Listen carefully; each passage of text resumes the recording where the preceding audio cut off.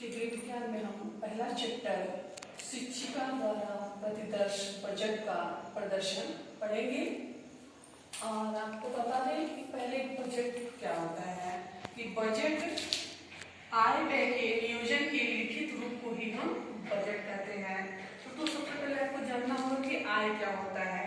तो सामान्यतः प्रत्येक परिवार की एक निश्चित आय होती है, चाहे व्यक्ति नौकरी करके या मजदूरी करके जो भी आय अर्जित करता है उस व्यक्ति का वही आय कहलाता है।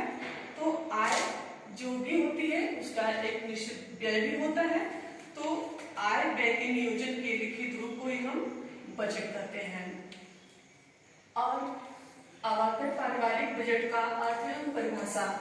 पारिवारिक बजट जो भी बजट बनता है एक परिवार का बनता है और इसमें बजट कुछ लोग वार्षिक बनाते हैं, मासिक बनाते हैं, साप्ताहिक, लेकिन सबसे अच्छा एक जो मासिक होता है सबसे उत्तम बजट माना जाता है। और पारिवारिक बजट का अर्थ, पारिवारिक बजट एक प्रकार का व्यवस्थित प्रलेख अथवा प्रपत्र होता है। और इसकी परिभाषा क्या है? क्रेग एवं रस्ट ने बताया है कि पारिवारिक बजट भूत के व्यय, भविष्य के अनुमानित व्यय तथा वर्तमान समय की मदों पर निश्चित व्यय का लेखा जोखा है। अब है पारिवारिक बजट के उद्देश्य। तो पारिवारिक बजट का मुख्य उद्देश्य क्या होता है कि पहला है कि परिवार की सभी स्रोतों से होने वाली संपूर्ण आय का विवरण प्राप्त करना, और दूसरा परिवार के सभी सदस्यों की आवश्यकताएं तथा उन्हें पूरा करने के लिए आवश्यक व्यय की जानकारी प्राप्त करना। तीसरा है आवश्यकताओं की प्राथमिकता को ध्यान में रखते हुए आय का उचित उपयोग करना, और परिवार में होने वाली अनावश्यक व्यय को नियंत्रित करना जिससे भविष्य के लिए बचत की जा सके। तो क्या है पारिवारिक बजट के उद्देश्य है। और अगला है परिवार में होने वाले विभिन्न व्ययों की मदें ज्ञात करना जिससे उनका नियोजन किया जा सके, परिवार की सही आर्थिक स्थिति का ज्ञात करना तथा उसमें सुधार करने तथा सुधार की बात करना। और लास्ट है परिवार के रहन सहन के स्तर को उन्नत करने के उपाय ढूंढना। ये है पारिवारिक बजट के उद्देश्य। अब आता है पारिवारिक बजट की मुख्य मदें। मुख्य मद जैसे कि उनकी मुख्य खर्च क्या होनी चाहिए, क्या होती है। सबसे लोग मुख्य रूप से उनकी खर्च 3 मानी जाती है, रोटी कपड़ा और मकान, लेकिन इसमें कुछ और भी आवश्यकताएं होती हैं। जैसे कि पहला है कि आहार संबंधी सामग्री की मदें, फिर दूसरा है वस्त्र परिधान संबंधी मदें, आवास संबंधी मदें, फिर स्वास्थ्य एवं चिकित्सा संबंधी मदें, शिक्षा संबंधी मदें, व्यक्तिगत व्यय संबंधी मदें और वाहन तथा यातायात संबंधी मदें। ये है पारिवारिक बजट की मुख्य बातें। अब आता है आपका पारिवारिक बजट के मुख्य प्रकार। हमारे जो पारिवारिक बजट है मुख्य रूप से कितने प्रकार के होते हैं? ये मुख्यतः 3 प्रकार के होते हैं। पहला है संतुलित बजट, दूसरा है घाटे का बजट और तीसरा है बजट का बजट। तो संतुलित बजट जो होता है उसे हम चलाऊ बजट भी कहते हैं। और इससे क्या होता है कि इसमें आपका कोई घाटा नहीं होता है और बस ये आपका काम चल जाए, बस वही बजट होता है। ये संतुलित बजट होता है।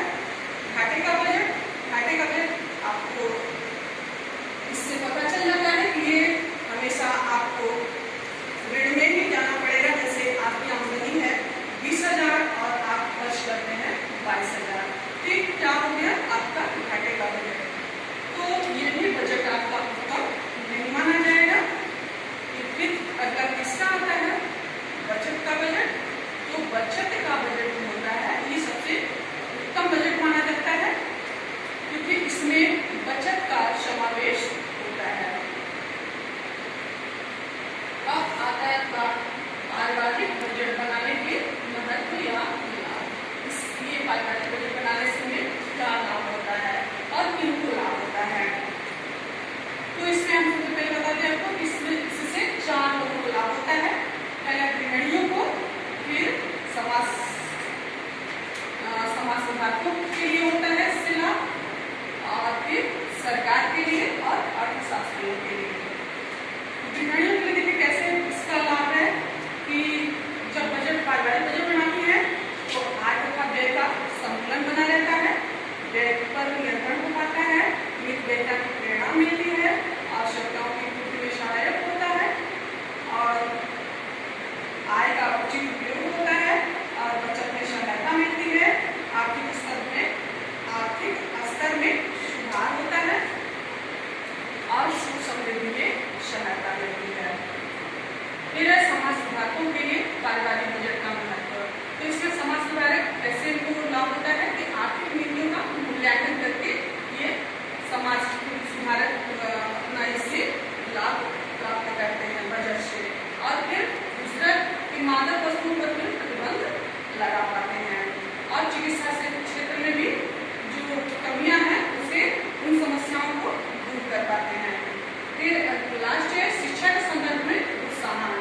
जो शिक्षा लोग शिक्षा ग्रहण नहीं कर पाते, शिक्षा नहीं दे पाते हैं सबको, जिनकी बजट व्यवस्था सही नहीं हो पाती, उनके लिए निःशुल्क शिक्षा की व्यवस्था की जाती है। फिर लास्ट में तीसरा है सरकार के लिए पारिवारिक बजट का महत्व। तो सरकार के लिए पारिवारिक बजट जैसे सरकार द्वारा सरकारी नीतियों के निर्धारण के साथ साथ वस्तुओं का मूल्य तथा कर का निर्धारण विभिन्न वर्गों की आर्थिक स्थिति के आधार पर किया जाता है। व्यक्ति के जैसी उनकी आय होती है उस आधार से उनका टैक्स भी लगता है। बजट के माध्यम से सरकार द्वारा लोगों के लिए विलासितापूर्ण तथा जीवन रक्षक वस्तुओं की आवश्यकता सुनिश्चित करना सरल हो जाता है। लोगों की बचत की जानकारी उनके बजट से प्राप्त होती है। तो सरकार कई इनामी योजनाएं शुरू करके लोगों में बचत के प्रति प्रोत्साहन के साथ साथ बचत करने हेतु आवश्यक जानकारी भी उपलब्ध कराती है, और साथ ही अपने बजट में असमानता को दूर करते हुए समान धन का वितरण करती है। लास्ट आता है आपका अर्थशास्त्रियों के लिए पारिवारिक बजट का महत्व।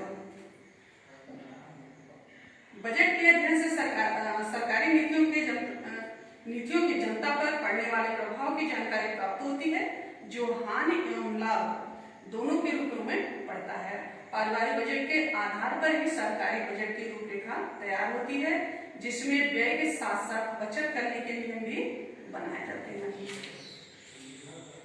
ये हो गया आपका पारिवारिक बजट बनाने के महत्व। अब आता है आपका पारिवारिक बजट बनाने में सहायक सिद्धांत। पारिवारिक बजट बनाने में सहायक सिद्धांत क्या है कि पहला है इसे पारिवारिक बजट बनाने में सहायक मुख्य सिद्धांत। जैसे पहला है कि परिवार की आय की जानकारी होती है। जब हम बजट बनाते हैं तो सबसे पहले हमें परिवार की आय कितनी है उसकी जानकारी होती है। दूसरा है परिवार के सदस्यों की आवश्यकताओं का निर्धारण होता है कि हमें सबसे जरूरी आवश्यकता क्या है, किस पे हमें अधिक से अधिक खर्च करना होगा, तो परिवार के सदस्यों की आवश्यकताओं का निर्धारण होता है। फिर तीसरा है पारिवारिक बचत के प्रावधान का सिद्धांत। इसमें जो पारिवारिक बजट बनता है उसमें उनके बचत के भी प्रावधान रखे जाते हैं। फिर है आकस्मिक आवश्यकताओं की व्यवस्था संबंधी सिद्धांत। इसमें क्या होता है कि अचानक से कोई बीमार पड़ता है या कोई अचानक से कोई ऐसी जैसे शादी विवाह है, समारोह, कोई भी अच्छा उत्सव समारोह पड़ता है, तो उसके लिए आपका बचत संबंधी व्यवस्था इसमें जुड़ा रहता है। तो आकस्मिक आवश्यकताओं की व्यवस्था संबंधी सिद्धांत आपके पारिवारिक बजट बनाने में सहायक सिद्धांत है। और पांचवा है भविष्य के नियोजन संबंधी सिद्धांत। भविष्य के लिए आप कुछ नियोजन संबंधी सिद्धांत बना सकते हैं। जैसे बजट बनाने में इन सिद्धांत को भी मान्यता प्रदान की गई है कि इन सिद्धांत का मुख्य उद्देश्य परिवार की भावी आवश्यकताओं को ध्यान में रखना होता है। छठा है मासिक बजट को वार्षिक बजट की पृष्ठभूमि में तैयार करना। और सातवां है बजट में लचीलेपन का प्रावधान। और आठवां है व्यय का मूल्यांकन, कि आप जो व्यय कर रहे हैं उसका पूरा निर्धारण करके आपने कहीं जो अधिक व्यय किया है उसको कम से कम करें, और जो कुछ आपका जो कुछ आवश्यकताएं जो बची हुई हैं उसको उसमें समाहित करें। तो ये हो गया आपका पारिवारिक बजट बनाने में सहायक सिद्धांत। अब अगला है पारिवारिक बजट के मार्ग में उत्पन्न होने वाली बाधाएं। इसमें पारिवारिक बजट बनाना परिवार की अर्थव्यवस्था के लिए उपयोगी और लाभदायक होता है, परंतु पारिवारिक बजट बनाना एक कठिन या जटिल कार्य भी है, जिसमें कुछ समस्याएं उत्पन्न होती हैं। जैसे पहला है अज्ञानता एवं अशिक्षा, आय व्यय के प्रति उदासीनता, सामाजिक परंपराएं, कुछ ऐसी सामाजिक परंपराएं मान्यताएं होती हैं जिसके कारण लोग पारिवारिक बजट नहीं बनाते हैं। तो अज्ञानता एवं शिक्षा आपको समझ में आ रहा है, जैसे कि कुछ लोग पढ़े लिखे नहीं होते हैं या उनको जानकारी नहीं होती है, इसलिए वो पारिवारिक बजट नहीं बनाते हैं या नहीं बना पाते हैं।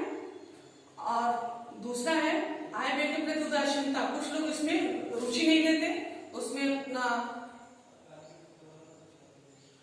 उदासीन स्वभाव प्रकट करते हैं। और सामाजिक परंपराएं, कुछ लोग ऐसे मानते हैं कि ये जो है गृहिणियों को अर्थव्यवस्था में परामर्श देने से वंचित रखा जाता है, जिस कारण पारिवारिक बजट बनाने में बाधाएं उत्पन्न होती हैं। अब आता है आपका एंजिल का व्यय संबंधी सिद्धांत। तो एंजिल, तो आपको बता पहले कि एंजिल पारिवारिक बजट के संदर्भ में अनेक विद्वानों द्वारा विभिन्न सिद्धांतों का प्रतिपादन किया गया है। इन विद्वानों में जर्मनी के प्रसिद्ध अर्थशास्त्री डॉक्टर अर्नेस्ट एंजिल का नाम विशेष रूप से उल्लेखनीय है। एंजिल ने समाज के विभिन्न वर्गों से संबंधित परिवारों की गृह अर्थव्यवस्था का विस्तृत अध्ययन किया है और सन 1957 में निष्कर्ष स्वरूप एक नियम प्रस्तुत किया है, जिसमें उन्होंने एंजिल्स के सामाजिक व्यवस्था को 3 वर्गों में उन्होंने विभाजित किया है। पहला धनी या उच्च, मध्यम तथा निम्न वर्ग में विभाजित किया। और इसी वर्गीकरण का आधार केवल पारिवारिक आय को ही स्वीकार किया गया। अपने अध्ययनों के आधार पर उसने स्पष्ट किया कि पारिवारिक आय में वृद्धि के साथ साथ परिवार द्वारा भोजन एवं खाद्य सामग्री पर किए जाने वाले व्यय का प्रतिशत मान घटता जाता है तथा शिक्षा, स्वास्थ्य एवं मनोरंजन या विलासिता की मदों पर होने वाले व्यय का प्रतिशत मान बढ़ता जाता है। वस्त्र, गृह, प्रकाश एवं ईंधन जैसी मदों पर होने वाले व्यय का प्रतिशत मान प्रायः स्थिर ही रहता है। जैसा कि आप लोग बुक में देख रहे हैं कि इन्होंने एक सारणी बनाया है, जिसके संबंधित रेखा चित्र बनाया है और एंजिल्स की पारिवारिक बजट संबंधी अपने नियम निष्कर्ष भी दिए हैं रेखा चित्रों के द्वारा। जैसे उन्होंने बनाया अपना एक तालिका बनाया है, तालिका में उन्होंने भोजन, वस्त्र, मकान, प्रकाश, ईंधन, शिक्षा, स्वास्थ्य, मनोरंजन के लिए एक तालिका बनाया। और भोजन में उन्होंने निम्न वर्ग, मध्यम वर्ग, धनिक वर्ग, जिसमें निम्न वर्ग के लिए अपने प्रति आय का 60% और मध्यम वर्ग का 55% और धनिक वर्ग का 50%। और वस्त्र पे उन्होंने खर्च निम्न वर्ग का लगाया है 18% और मध्यम वर्ग का भी 18% और धनिक वर्ग का भी 18%। मकान में लगाया है उन्होंने 12% और मध्यम वर्ग का भी 12%, धनिक वर्ग का भी 12%। ये प्रतिशत व्यय स्थिर है, इसमें कोई घटा बढ़ा नहीं है। सभी लोगों का धनिक हो, मध्यम वर्ग या निम्न वर्ग हो, सभी लोग बराबर में हैं। प्रकाश और ईंधन, इसमें क्या है, निम्न वर्ग 5% और मध्यम वर्ग 5%, धनिक वर्ग भी 5%। ये भी प्रतिशत व्यय स्थिर है। फिर आता है आपका शिक्षा, स्वास्थ्य, मनोरंजन आदि। निम्न वर्ग 5% और मध्यम वर्ग 10%, धनिक वर्ग 15%। ये जो है शिक्षा, स्वास्थ्य, मनोरंजन में इनकी प्रतिशत में अंतर आया है। जो ये लोग खर्च करते हैं, ये धनिक वर्ग जो है सबसे ज्यादा अपने शिक्षा, स्वास्थ्य और मनोरंजन में खर्च करता है। तो आपको बता दें कि उपरोक्त तालिका में रेखा चित्र में आय व्यय के प्रतिशत के रूप में दिखाया गया है,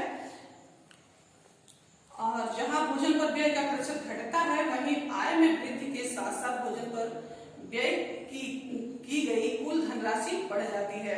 डॉक्टर एंजिल ने पारिवारिक बजट में होने वाले मदों के अनुसार इसी उदाहरण के रूप में दर्शाया है। जैसे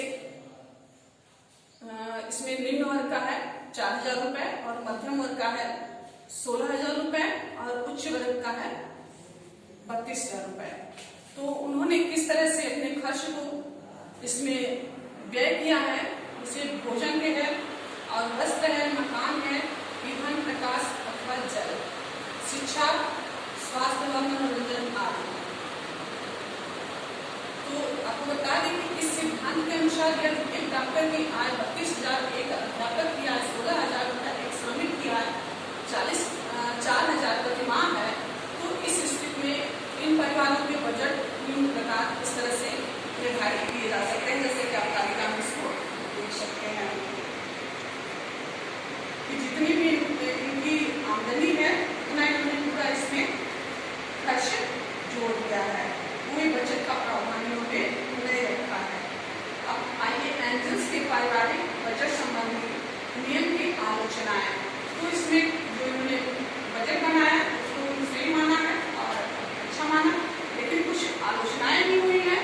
जैसे एंजल्स के नियम का वर्तमान संदर्भ में मूल्यांकन करने से पता चलता है कि वर्तमान में यह नियम उतना प्रासंगिक नहीं रहेगा। पारिवारिक बजट के विभिन्न पक्षों को आधार बनाकर इस नियम के निम्नलिखित आलोचनाएं भी प्रस्तुत की गई है। जैसे भोजन व्यय के संदर्भ में आलोचना का मत है कि एंजल द्वारा अपने बजट में अध्यापक तथा डॉक्टर के भोजन के लिए निर्धारित किया गया धन का प्रावधान अधिक प्रतीत होता है। जो उन्होंने भोजन के लिए प्रावधान रखा है वो सही नहीं बल्कि अधिक लगता है।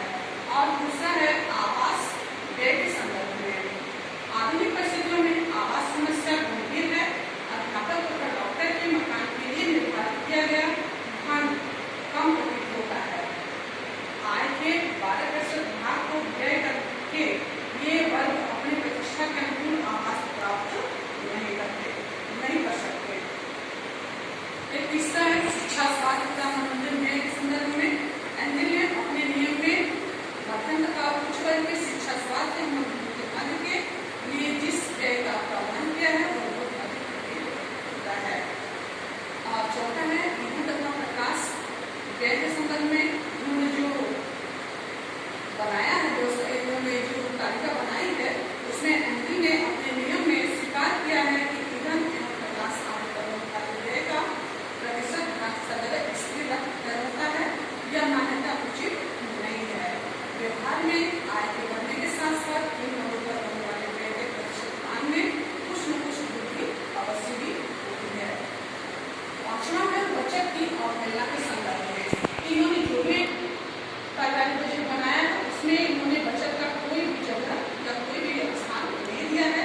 इसलिए एंजल द्वारा प्रतिपादित बजट संबंधी नियम के अंतर्गत कभी भी बचत का उल्लेख नहीं है। और आधुनिक मान्यताओं के अनुसार समाज के प्रत्येक वर्ग के बजट में अनिवार्य रूप से नियमित बचत का प्रावधान होना चाहिए। यह एंजल द्वारा की गई बचत की अवहेलना का विषय है।